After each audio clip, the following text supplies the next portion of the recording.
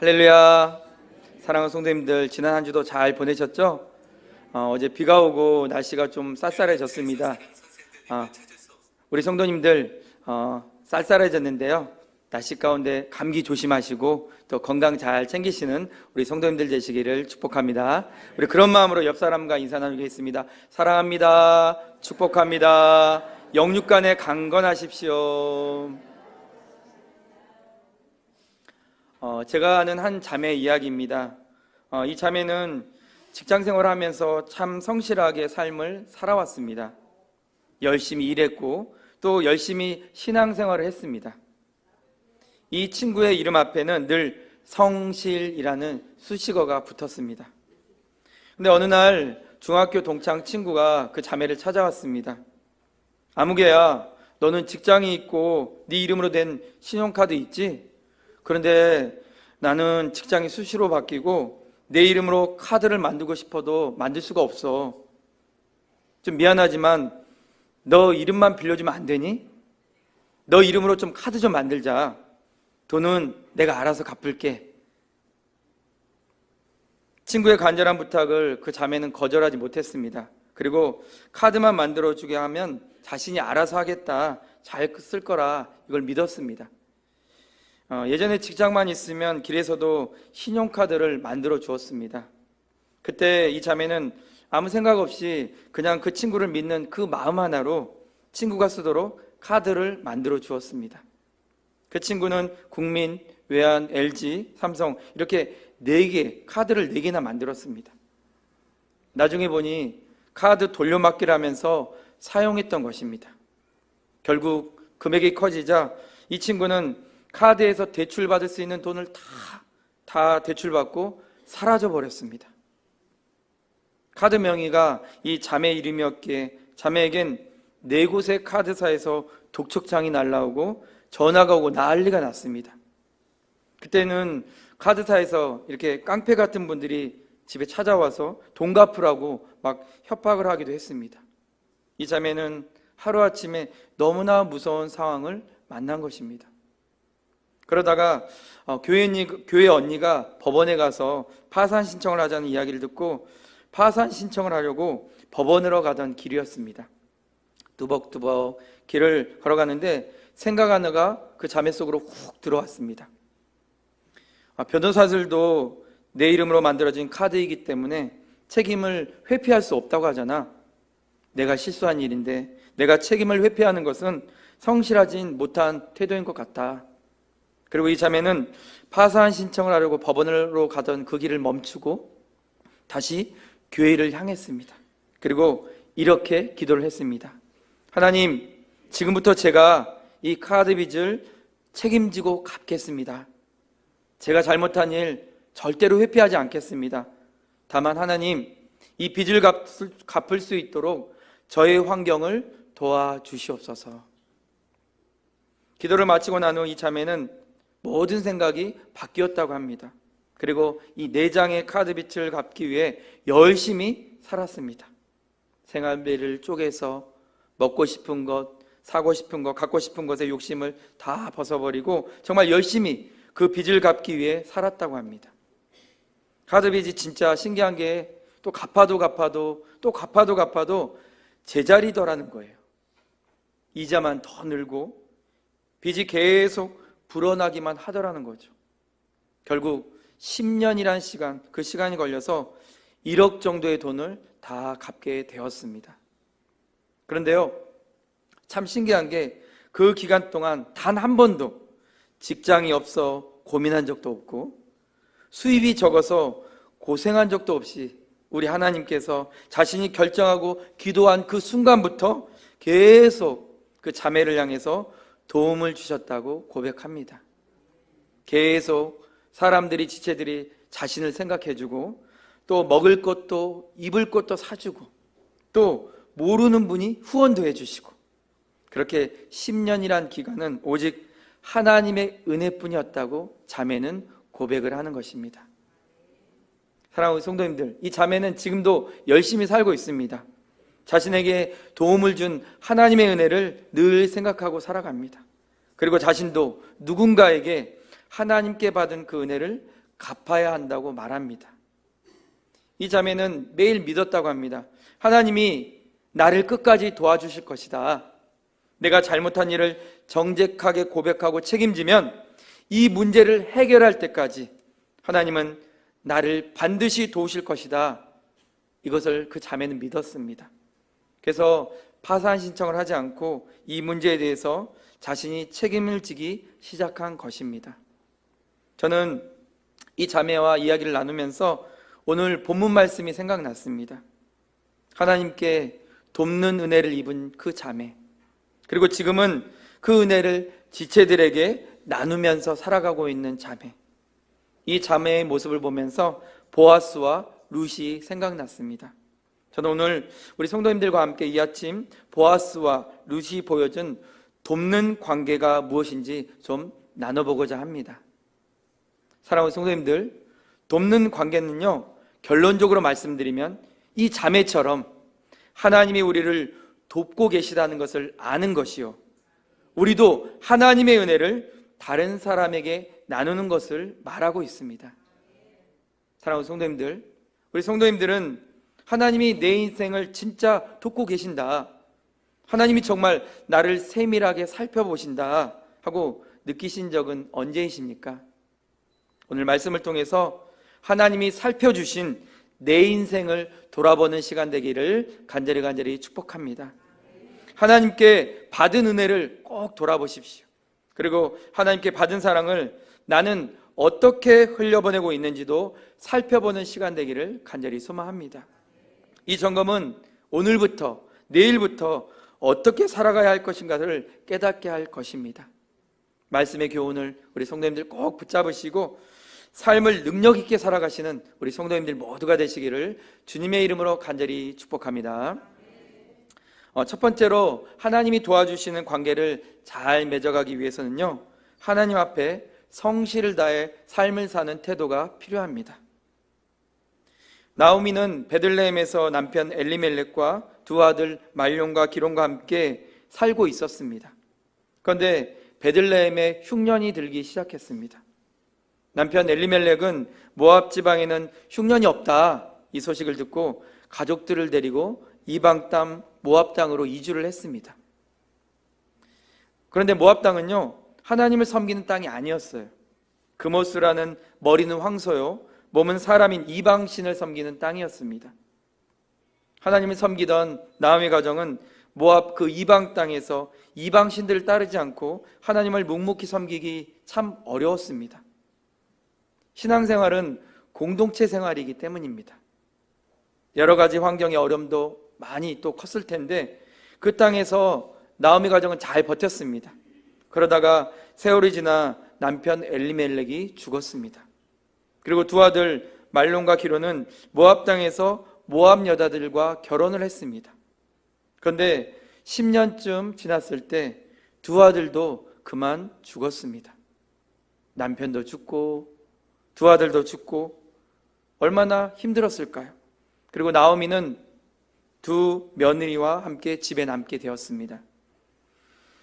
나오미는 고향 땅도 아니고 이 낯선 땅에서 혼자 있는 거 늘 쓸쓸해했습니다. 그래서 고향 땅으로 다시 돌아가야겠다, 이런 마음을 먹고 며느리들과 함께 짐을 쌌습니다. 짐을 싸서 두 며느리와 함께 유다 땅을 향해서 길을 떠나던 중에 문득 나오미는 생각을 하게 되었습니다. 아유, 나 혼자 돌아가면 되지, 뭐하러 이 처녀 같은 며느리까지 데리고 갈 필요가 있나? 이들은 여기가 고향 땅인데 나 때문에 나처럼 이방 땅에서 살게 하는 일을 해서는 절대로 안 되겠다. 그래서 나오미는 두 며느리에게 자신 혼자 고향 땅으로 돌아갈 거니까 너희들은 너희들 고향 땅으로 돌아가라, 이렇게 말합니다. 가서 다시 결혼도 하고 행복하게 살라고 축복을 합니다. 나오미가 강권적으로 돌아가라고 말하자 큰 며느리인 오르바는 시어머니와 작별 인사를 하고 자기 고향 땅으로 돌아갔습니다. 그런데요, 막내 며느리인 룻은 끝까지 시어머니 나오미를 붙잡았습니다. 우리 다 같이 룻기 1장 14절 말씀 같이 읽어보겠습니다. 그들이 소리를 높여 다시 울더니 오르바는 그의 시어머니에게 입맞추되 룻은 그를 붙여찼더라. 큰 며느리는 오르바이는 자신의 고향 땅으로 돌아갔습니다. 그리고 자신의 고향 신을 선택을 했습니다. 유다 베들레헴으로 가서 그 땅에 여호와를 섬길 마음 오르바에게는 없었습니다. 그런데요, 룻은 달랐습니다. 룻은 어머님을 붙쫓았다라는 그런 말씀은 어머니가 그렇게 말을 해도 더 어머니에게 찰싹 달라붙었다는 것입니다. 룻은 절대 그럴 수 없다고 어머니에게 더 달라붙었어요. 그리고 룻은 어머니와 여호와 하나님을 선택한다고 고백을 합니다. 우리 다 같이 룻기 1장 16절 17절 말씀 같이 읽어보겠습니다. 룻이 이르되 내게 어머니를 떠나며 어머니를 따르지 말고 돌아가라 강권하지 마옵소서. 어머니께서 가시는 곳에 나도 가고 어머니께서 머무시는 곳에서 나도 머물겠나이다. 어머니의 백성이 나의 백성이 되고 어머니의 하나님이 나의 하나님이 되시리니 어머니께서 죽으시는 곳에서 나도 죽어 거기 묻힐 것이라. 만일 내가 죽는 일 외에 어머니를 떠나면 여호와께서 내게 벌을 내리시고 더 내리시기를 원하나이다 하는지라. 아멘. 룻은 나오미를 향해서 단호하게 말합니다. 어머니, 그런 말씀 두 번 다시 하지 마십시오. 저는 어머니와 어머니의 신 여호와 하나님을 선택하기로 맹세했어요. 내가 죽는 일에 어머니를 떠나 이 맹세를 깬다면 여호와께서 내게 벌을 내리실 것입니다. 나오미는 룻의 이 결단을 보고 더 이상 룻을 돌려보내지 않고 함께 베들레헴 고향 땅으로 함께 갔습니다. 사랑하는 성도님들, 이 룻의 신앙이 보이십니까? 남편을 통해 만난 여호와 하나님, 남편과 시댁이 섬기는 그 신을 룻은 온전히 받아들였습니다. 이방 모압 땅의 여자였고 모압의 신을 섬기던 룻이었지만 결혼하면서 룻은 여호와 하나님을 자기 신으로 삼고 모셨습니다. 룻에게는 더 이상 모압 신앙, 그 모압 땅 그모스가 자신을 믿는 신이 아니었습니다. 이 소중한 믿음을 가지고 어머니를 따르던 이 룻을 누가 눈여겨보셨겠습니까? 그렇습니다. 바로 우리 하나님이 그 룻을 눈여겨보셨습니다. 우리 하나님이 그때부터 룻을 쳐다보셨습니다. 그리고 룻의 신앙 고백을 하나님은 기쁘게 받으셨습니다. 룻은 어머니와 함께 돌아와 넉넉지 않은 삶을 살게 되었지만 정성껏 시어머니를 섬겼습니다. 들에 나가 떨어진 그 이삭을 주워가면서 어머니를 살폈습니다. 이방 여자인 자신의 어머니를 정성껏 돌본다는 그 소식이 금방 그 사방 두루두루 퍼졌습니다. 그리고 유다 베들레헴 사람들에게 룻은 좋은 소문의 대상이 되었습니다. 룻은 유대 땅에서 자신이 할 수 있는 성실을 다했습니다. 어머니 나오미를 온 정성을 다해서 지극히 섬겼습니다. 남편도 없는 그 땅에서 어머니를 지극정성 섬기는 그 룻 안에는 무엇이 있었겠습니까? 바로 하나님을 향한 신앙이 그에게는 있었습니다. 룻은 가진 것도 없었어요. 너무나 가난한 형편이었지만 하나님 앞에서 성실한 삶의 태도를 그녀는 가졌습니다. 그런 룻을 하나님도 살펴주셨어요. 하나님은 룻의 발깃을 보아스의 밭으로 가게 만드셨습니다. 그리고 보아스를 만나게 하셨습니다. 그리고 그 보아스의 마음에 룻을 향한 감동을 불어넣어 주셨고 보아스는 룻을 보고 좋은 마음을 가지게 되었습니다. 보아스는 계속 룻을 살펴주었습니다. 그리고 보아스는 결단을 합니다. 내가 룻과 그의 가문을 책임져 주겠다. 사랑하는 성도님들, 하나님의 개입이 없으면 이런 일이 일어나지 않습니다. 사람의 마음과 그 생각은 다 하나님이 움직이시는 일인 것입니다. 하나님은 그 보아스라는 사람을 통해서 룻에게 은혜를 베푸십니다. 그리고 룻을 통해서 다시 나오미 가문을 일으키시고 놀라운 계획을 꿈꾸십니다. 하나님 앞에서 늘 성실하게 자신의 삶을 책임지고 사는 이방 여인 룻을 하나님은 돕고 계십니다. 하나님이 도우시는 전적인 도움, 어떻게 결과를 냈을까요? 우리 다 같이 룻기 4장 18절에서 22절까지 말씀 함께 읽어보겠습니다. 베레스의 계보는 이러하니라. 베레스는 헤스론을 낳고 헤스론은 람을 낳고 람은 암미나답을 낳고 암미나답은 나손을 낳고 나손은 살몬을 낳고 살몬은 보아스를 낳았고 보아스는 오벳을 낳았고 오벳은 이새를 낳고 이새는 다이상을 낳았더라. 아멘. 모압 땅과 모압 신을 버리고 하나님을 선택한 룻을 하나님은 도우셨습니다. 하나님 앞에서 주어진 환경 성실하게 정직하게 살아낸 그녀의 태도에 하나님은 상급을 주셨습니다. 무엇입니까?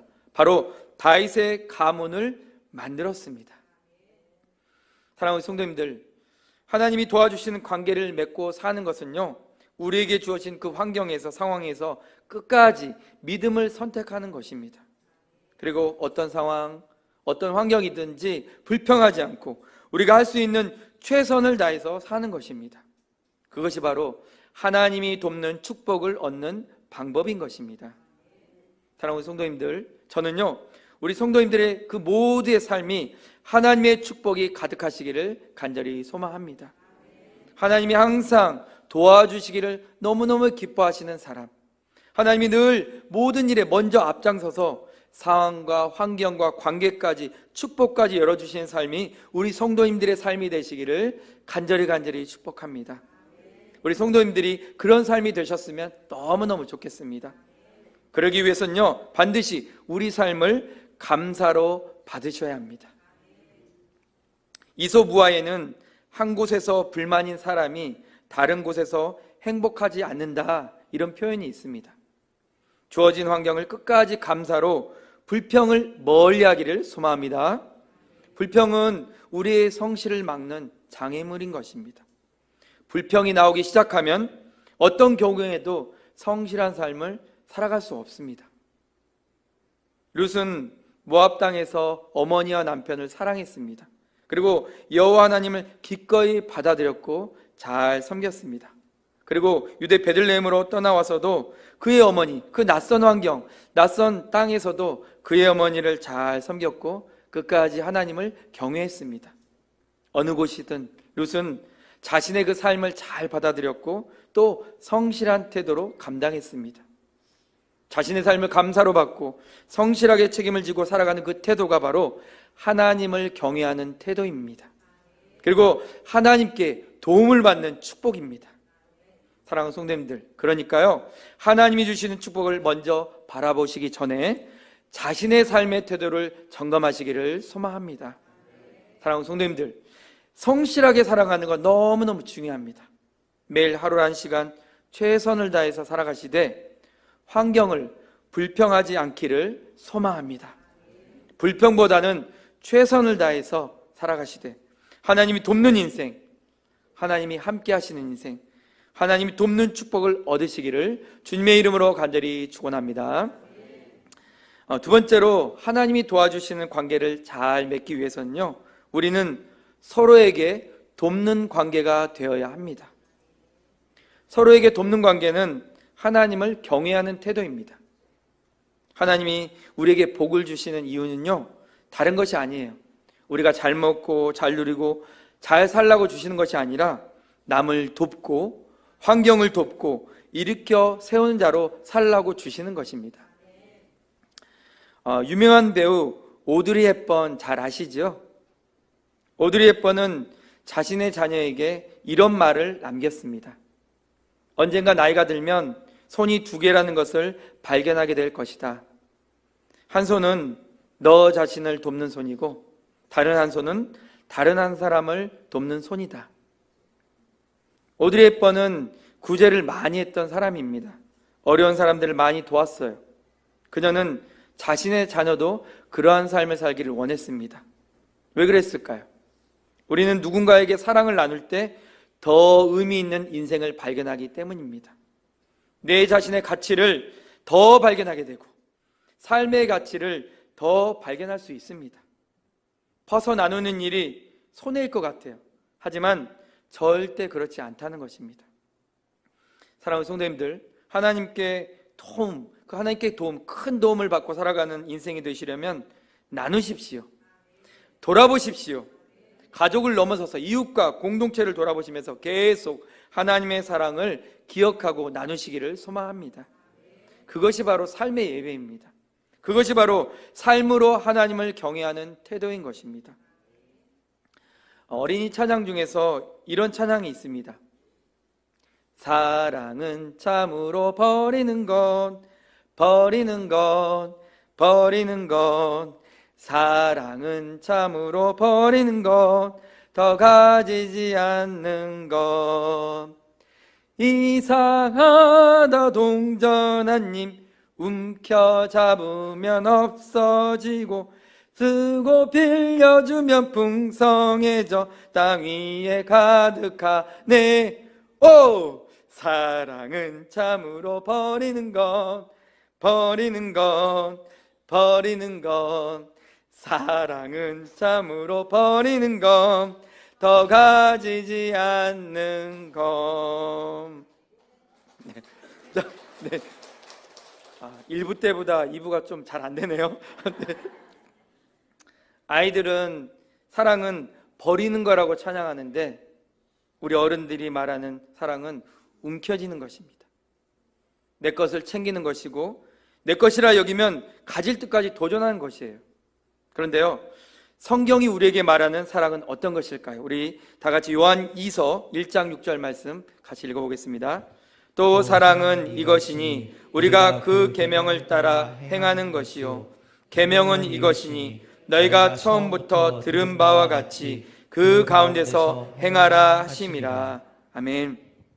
사랑은 말씀을 따라 행하는 것이 사랑이라고 말씀하고 있습니다. 사랑하는 성도님들, 하나님 말씀을 듣고 나를 향하신 하나님의 그 사랑 발견하셨습니까? 그렇다면 나누는 삶을 살아가십시오. 보아스는 룻을 향해서 나누는 사랑을 베풀었습니다. 자신의 가진 그 위치, 지위를 나눠서 룻과 그의 가정, 그의 가문을 일으켜 세웠습니다. 꼭 돈으로 나눠야 된다고 생각하지 마세요. 물질이 없어서 나눌 게 없는데 나는 하나님의 사랑 전할 수 없구나, 그렇게 생각하지 마십시오. 기도로 나눌 수 있습니다. 반찬으로 나눌 수 있습니다. 안부 전화를 통해서 나눌 수 있습니다. 오가며 미소를 통해서 나눌 수 있어요. 따뜻한 그 말 한마디로 또 나눌 수 있습니다. 그리고 손을 꼭 잡아주시면서 따뜻한 사랑을 전할 수 있습니다. 하나님께 받은 그 사랑, 그 은혜 나누는 일에는 물질이 꼭 필요한 것이 아니라 우리의 마음이 필요한 것입니다. 사랑하는 성도님들, 계속 우리의 마음을 하나님의 은혜로 채우시기를 간절히 소망합니다. 그리고 그 가득 채워진 그 하나님의 은혜, 그 사랑을 이제는 지체들에게 나눔으로써 은혜의 사람으로 살아가시기를 간절히 축복합니다. 그런 자는 이와 같은 축복을 듣게 될 것입니다. 우리 다 같이 룻기 4장 12절 말씀 함께 읽어보겠습니다. 여호와께서 이 젊은 여자로 말미암아 내게 상속자를 주사 내 집이 다말이 유다에게 낳아준 베레스의 집과 같게 하시기를 원하노라 하니라. 아멘. 아무것도 가진 것 없는 인생인 것 같은데 계속 사람들의 축복이 끊이지 않는 삶, 계속 사람들의 칭찬이 끊이지 않는 삶, 사람들의 인정이 끊이지 않는 삶이 될 것입니다. 사랑하는 성도님들, 이제 말씀 마무리하겠습니다. 우리는 하나님께 도움을 받는 인생이 되어야 될 줄 믿습니다. 먼저는 우리 모두가 하나님 앞에서 성실을 다해 정직과 또 신실을 다해 삶을 사는 태도가 있어야 합니다. 그래서 하나님께로부터 도움을 받는 돕는 관계로 맺고 살아가야 될 줄 믿습니다. 그래서 그 받은 은혜를 이제는 다른 사람에게 베풀면서 다른 사람과 환경을 돕는 관계로 살아가야 합니다. 위로는 하나님과 또 아래로는 사람들과 이 돕는 관계를 잘 맺고 살아가는 것이 축복입니다. 아무것도 아니었던 이방 여인 룻이 다윗의 가문을 만드는 것처럼 이 축복은 아무것도 아닌 우리 인생을 하나님과 사람에게 기억되게 할 것입니다. 아무것도 아닌 보잘것없는 우리 인생을 하나님과 사람에게 아름답게 쓰임받는 인생으로 세워질 줄 믿습니다. 이 복을 소유하시고 누리시는 우리 모든 성도님들 되시기를 주님의 이름으로 간절히 축원합니다.